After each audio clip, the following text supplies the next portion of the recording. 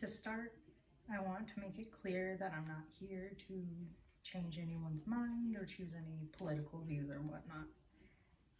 Abortion has always been a controversial topic, even dating back to the earliest of the 1970s and even 1960s.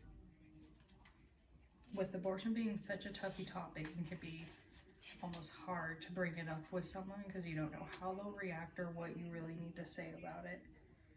With the First Amendment protecting abortion, the topic to say it with no limits and whatnot, that can almost cause more backlash than positive outcomes. Protests of abortion normally go outside of government buildings or government funded buildings such as Planned Parenthood. These protests and protesters can get violent and bring it to the point where law enforcement needs to be there for control of it. These protesters can be, either for either side, and it can always be say vulgar, mean things to the people going inside the building without knowing why they're going there.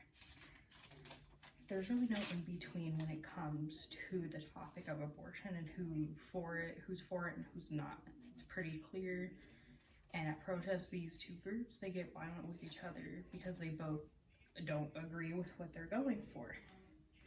But in the 1970s, 1973 to be exact, the court order set this in place. Roe versus Wade, 1973. This is almost the most known case that has connection with the topic of abortion. This case made it to the Supreme Court, and it ruled out that women have local and legal access to abortions without certain government restrictions. This case has changed the way people take advantage of their freedom of speech and their First Amendment right. Having the freedom to voice your opinion on abortion has came in many forms. For example, Planned Parenthood of Missouri versus Danforth, 1976.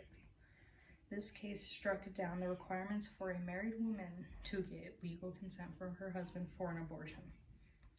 Having your freedom of speech and being able to have the rights almost over someone else's body or their choices isn't always the best thing, and won't always stay for as long as you're probably wanting it to. In the UK and other countries, the freedom of speech doesn't always come about in the best way, or they don't relate it the same way we do. In the UK, a group of anti-abortionists brought to the courts on the ban of protesters outside of abortion clinics, and the courts did shoot that down. And that shows that having a freedom of speech always isn't wanted by other people, you could say. So, through 1970 to even now, abortion's always been an issue with the speech and people having that freedom of speech.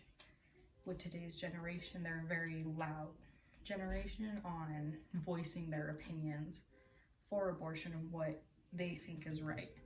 Some people could have the smallest opinion and get ambushed by others with their opinions. This topic is a topic that includes such an insane amount of freedom of speech that it can either take a good or a bad turn. It's almost no in between with it. And that's kind of a topic I feel that we should look on to more and kind of figure out a little more.